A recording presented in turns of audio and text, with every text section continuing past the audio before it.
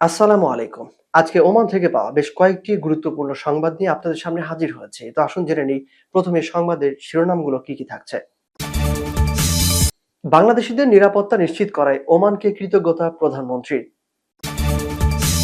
এরপর থাকছে কেন খুলছে না ওমানের ভিসা, জানাবো এই বিষয়ে বিস্তারিত। অপরদিকে কর্মীদের নিয়ে ওমানের নতুন ঘোষণা। আর এদিকে দুর্যোগের মধ্যেও ওমানে বহু প্রবাসী আটক। এরপর থাকছে ওমানে জেলবন্দি প্রবাসীদের ছাড়াতে টাকা দিচ্ছেন সুলতানের স্ত্রী। আরো জানিয়ে দিব আজহারির পর এবার শেখ আহমদুল্লাহর ভিসা বাতিল। এতক্ষণ শুনছিলেন সংবাদের শিরোনাম, তো আসুন এবার জেনে নেই সংবাদের বিস্তারিত।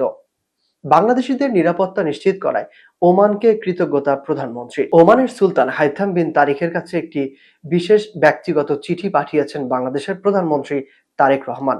গতকাল ওমানের পররাষ্ট্রমন্ত্রী সাইদ বদর বিন হামাদ আল বুসাইদির সঙ্গে সাক্ষাৎ করে চিঠিটি হস্তান্তর করেন প্রধানমন্ত্রীর পররাষ্ট্র বিষয়ক উপদেষ্টা হুমায়ুন কবির। প্রধানমন্ত্রীর দেওয়া এই চিঠিতে মূলত বর্তমান আঞ্চলিক প্রেক্ষাপটে ওমানের নেতৃত্ব, সরকার ও ভ্রাতৃপ্রতিম জনগণের প্রতি বাংলাদেশের দৃঢ় সংহতি প্রকাশ করা হয়েছে। ওমানের উপর সাম্প্রতিক হামলা এবং এর জেরে প্রাণহানি ও সম্পদের ক্ষয়ক্ষতির ঘটনায় গভীর উদ্বেগ প্রকাশ করেছেন প্রধানমন্ত্রী তারেক রহমান। পাশাপাশি এমন পরিস্থিতিতে দেশটিতে অবস্থানরত বিপুল সংখ্যক প্রবাসী বাংলাদেশির নিরাপত্তা ও কল্যাণ নিশ্চিতে ওমান সরকারের অব্যাহত সমর্থন ও পদক্ষেপের জন্য তিনি গভীর কৃতজ্ঞতা জানান। যে কোনো প্রয়োজনে ওমান সরকারের পাশে থাকার সুস্পষ্ট অঙ্গীকারও ব্যক্ত করা হয়েছে এই বার্তায়। বৈঠককালে চিঠি হস্তান্তরের পাশাপাশি দুই নেতার মধ্যে দ্বিপক্ষীয় ও আঞ্চলিক নানা গুরুত্বপূর্ণ বিষয়ে আলোচনা হয়। এ সময় ইরান ও যুক্তরাষ্ট্রের মধ্যকার বিরোধ নিষ্পত্তিতে মধ্যস্থতা করা এবং মধ্যপ্রাচ্যের শান্তি, সংলাপ ও কূটনীতির প্রসারে ওমানের গঠনমূলক ভূমিকার প্রশংসা করেন পররাষ্ট্র উপদেষ্টা। আলোচনায় বাংলাদেশ ও ওমানের মধ্যকার চমৎকার দ্বিপক্ষীয় সম্পর্কের বিষয়টিও উঠে আসে। দুই দেশের জনগণের আশা আকাঙ্ক্ষা পূরণে এবং পারস্পরিক স্বার্থ সংশ্লিষ্ট বিভিন্ন খাতে সহযোগিতা আগামীতে আরো কিভাবে জোরদার করা যায় তা নিয়ে উভয় পক্ষ বিস্তারিত মত বিনিময় করেন। গুরুত্বপূর্ণ এই বৈঠকে ওমানের পররাষ্ট্র মন্ত্রণালয়ের এশিয়া ও প্রশান্ত মহাসাগরীয় বিভাগের প্রধান রাষ্ট্রদূত শেখ আব্দুল আজিজ বিন মোহাম্মদ আল হোসনি এবং ওমানে নিযুক্ত বাংলাদেশের রাষ্ট্রদূত রিয়ার অ্যাডমিরাল খন্দকার মেজবা আজিম সহ উভয় দেশের ঊর্ধ্বতন কর্মকর্তারা উপস্থিত ছিলেন। উল্লেখ্য, প্রধানমন্ত্রীর বিশেষ দূত হিসেবে এই অঞ্চলের দেশগুলোর প্রতি বাংলাদেশের সংহতি প্রকাশ এবং তাদের সঙ্গে কূটনৈতিক সম্পৃক্ততা আরো নিবিড় করার লক্ষ্যে বর্তমানে বেশ কয়েকটি উপসাগরীয় দেশ সফর করছেন পররাষ্ট্র উপদেষ্টা হুমায়ুন কবির। এদিকে কেন খুলছে না ওমানের ভিসা, আসুন জানাবো এ ব্যাপারে বিস্তারিত। ওমানের শ্রমমন্ত্রী 2 মাসের মধ্যে বাংলাদেশিদের ভিসা চালুর যে আশ্বাস দিয়েছিলেন সেই সময়সীমা ইতিমধ্যে পার হয়ে গেছে, কিন্তু ওমান সরকারের পক্ষ থেকে এ বিষয়ে এখনো কোনো চূড়ান্ত বা আনুষ্ঠানিক ঘোষণা আসেনি।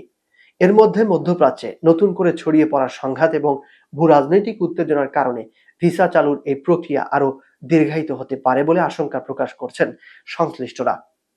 গেল জানুয়ারি মাসে সৌদি আরবের রিয়াদে অনুষ্ঠিত গ্লোবাল লেবার মার্কেট সম্মেলনের ফাঁকে সে সময় প্রবাসী কল্যাণ এবং বৈদেশিক কর্মসংস্থান উপদেষ্টা ডক্টর আসিফ নজরুলের সঙ্গে ওমানের শ্রমমন্ত্রী ডক্টর মাহাদ বিন সাইদ বিন আলী বাওয়ায়েনের একটি দ্বিপক্ষীয় বৈঠক হয়। এই বৈঠকে ওমানের পক্ষ থেকে ইতিবাচক সাড়া দিয়ে জানানো হয় পরবর্তী 2 মাসের মধ্যেই বাংলাদেশিদের নতুন ওয়ার্ক ভিসা বা কর্মসংস্থান ভিসা চালু করা হবে। সেই ঘোষণা অনুযায়ী সদ্য সমাপ্ত মার্চ মাসের মধ্যেই ভিসা প্রক্রিয়া স্বাভাবিক হওয়ার কথা ছিল, কিন্তু বর্তমান প্রেক্ষাপট ও বাস্তবতায় সেই হিসাব একেবারেই পাল্টে গেছে। ওমান সরাসরি সংঘাতে না জড়ালেও আঞ্চলিক নিরাপত্তার স্বার্থে নিজেদের অভ্যন্তরীণ নীতিতে তাদের সতর্কতা অবলম্বন করতে হচ্ছে। কূটনৈতিক বিশ্লেষক ও জনশক্তি রপ্তানির সঙ্গে যুক্ত ব্যক্তিরা মনে করছেন, এই সংঘাতময় পরিস্থিতিতে নতুন করে বিদেশি কর্মীদের জন্য ভিসা চালুর বিষয়টি আপাতত ওমান সরকারের অগ্রাধিকারের তালিকায় নেই, বরং তারা সার্বিক পরিস্থিতি পর্যবেক্ষণে বেশি জোর দিচ্ছে। অন্যদিকে দীর্ঘদিন ধরে ওমানের শ্রমবাজার পুনরায় চালু হওয়ার অপেক্ষায় থাকা হাজার হাজার বাংলাদেশি কর্মী এখন চরম হতাশার মধ্য দিয়ে দিন পার করছেন। কর্মীদের নিয়ে ওমানের নতুন ঘোষণা। ওমানের শ্রম মন্ত্রণালয় আসন্ন গ্রীষ্মকালীন মাসগুলোতে দুপুরে কাজের অনুমতির জন্য আবেদন গ্রহণ শুরু করার ঘোষণা দিয়েছে। বিগত বছরগুলোর নিয়ম অনুযায়ী জুন, জুলাই ও আগস্ট এই ৩ মাস তীব্র দাবদাহ থেকে শ্রমিকদের সুরক্ষায় দুপুর 12:30 থেকে বিকেল 3:30 পর্যন্ত খোলা আকাশের নিচে বা সরাসরি রোদে সব ধরনের কাজ বন্ধ থাকে। তবে যেসব প্রতিষ্ঠান জরুরি ও অত্যাবশ্যকীয় সেবা প্রদান করে মূলত তাদের কাজ সচল রাখতেই এই বিশেষ অনুমতির ব্যবস্থা করা হয়েছে। মন্ত্রণালয়ের অফিসিয়াল ওয়েবসাইটের ই-সার্ভিস পোর্টালে নিয়োগকর্তারা এ আবেদন করতে পারবেন বলে বিবৃতিতে জানানো হয়েছে। বিজ্ঞপ্তি অনুযায়ী বিশেষ অনুমতির জন্য আবেদন প্রক্রিয়া শুরু হবে 5ই এপ্রিল থেকে। বিজ্ঞপ্তি অনুযায়ী বিশেষ অনুমতির জন্য আবেদন প্রক্রিয়া শুরু হবে 10 এপ্রিল থেকে। আবেদন গ্রহণ চলবে মে মাসের শেষ দিন পর্যন্ত। সম্পূর্ণ প্রক্রিয়াটি ডিজিটাল মাধ্যমে সম্পন্ন করতে হবে। নিয়োগকর্তাদের কেবল মন্ত্রণালয়ের ওয়েবসাইটের এমপ্লয়ার্স পোর্টাল এর মাধ্যমে আবেদন জমা দেওয়ার নির্দেশ দেওয়া হয়েছে। অন্য কোনো মাধ্যমে বা সরাসরি করা আবেদন এক্ষেত্রে গ্রহণযোগ্য হবে না। প্রচণ্ড গরমের হাত থেকে শ্রমিকদের রক্ষা করা এবং তাদের সর্বোচ্চ নিরাপত্তা নিশ্চিত করার বিষয়ে মন্ত্রণালয় বরাবরের মতোই বিশেষ জোর দিচ্ছে। বিগত বছরগুলোতে হিট স্ট্রোক ও স্বাস্থ্য ঝুঁকি এড়াতে এই নির্দিষ্ট সময়ে কাজ বন্ধ রাখার নিয়ম কঠোরভাবে পালন করা হয়েছে, যার ব্যত্যয় ঘটলে জরিমানার বিধানও ছিল।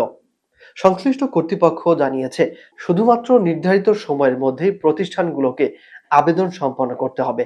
একই সঙ্গে কাজের জায়গায় শ্রমিকদের স্বাস্থ্য ও সুরক্ষা নিশ্চিত করতে প্রয়োজনীয় সব ধরনের শর্ত ও সুরক্ষামূলক ব্যবস্থা কঠোরভাবে মেনে চলার নির্দেশ দেওয়া হয়েছে। অত্যাবশ্যকীয় সেবার বাইরে অন্য কোনো প্রতিষ্ঠান এই সুবিধা পাবে না। আর এদিকে দুর্যোগের মধ্যেও ওমানে বহু প্রবাসী আটক। ওমানে দুর্যোগপূর্ণ পরিস্থিতির মধ্যেও আইন শৃঙ্খলা রক্ষাকারী বাহিনীর তৎপরতা অব্যাহত রয়েছে। গত কয়েক ঘন্টায় আইন অমান্য ও চুরির অভিযোগে দেশটির বিভিন্ন স্থান থেকে 25 জন প্রবাসীকে আটক করেছে রয়্যাল ওমান পুলিশ। শ্রম ও আবাসন আইন লঙ্ঘন এবং বৈদ্যুতিক তার চুরির পৃথক দুটি ঘটনায় এই প্রবাসীদের আটক করা হয়। পুলিশের দেওয়া তথ্য অনুযায়ী উত্তর আল শারকিয়ার মুদাইবি ও সিনাউই এলাকা থেকে 22 জন প্রবাসীকে আটক করা হয়েছে। মূলত শ্রম ও আবাসন আইন লঙ্ঘনের দায়ে তাদের বিরুদ্ধে আইনি ব্যবস্থা নেওয়া হয়। অন্যদিকে মাস্কাট থেকে আরো 3 এশীয় প্রবাসীকে আটক করেছে স্থানীয় পুলিশ কমান্ড। তাদের বিরুদ্ধে বিপুল পরিমাণ বৈদ্যুতিক তার চুরির অভিযোগ রয়েছে। পুলিশ জানিয়েছে, বাউসার এলাকায় একটি বিদ্যুৎ বিতরণ কোম্পানির মালিকানাধীন গুদাম থেকে এই তারগুলো চুরি করা হয়েছিল। তাদের সকলের বিরুদ্ধে প্রয়োজনীয় আইনি ব্যবস্থা গ্রহণ করা হচ্ছে বলে ওমান পুলিশ নিশ্চিত করেছে। উল্লেখ্য, ওমানের বেশ কয়েকটি প্রদেশে বর্তমানে বৃষ্টি ও বজ্রপাত সহ বৈরী আবহাওয়া চলছে। দুর্যোগপূর্ণ এই পরিস্থিতিতে অনেক শিক্ষা প্রতিষ্ঠান ও সরকারি সেবায় সতর্কতা অবলম্বন করা হচ্ছে। তবে এমন প্রতিকূল পরিস্থিতির মাঝেও অবৈধ কর্মকাণ্ড প্রতিরোধে ওমানের আইন শৃঙ্খলা রক্ষাকারী বাহিনী কঠোর নজরদারি ও অভিযান অব্যাহত রয়েছে। প্রবাসের সকল আপডেট খবর পেতে আমাদের চ্যানেলটি সাবস্ক্রাইব করে সঙ্গেই থাকুন।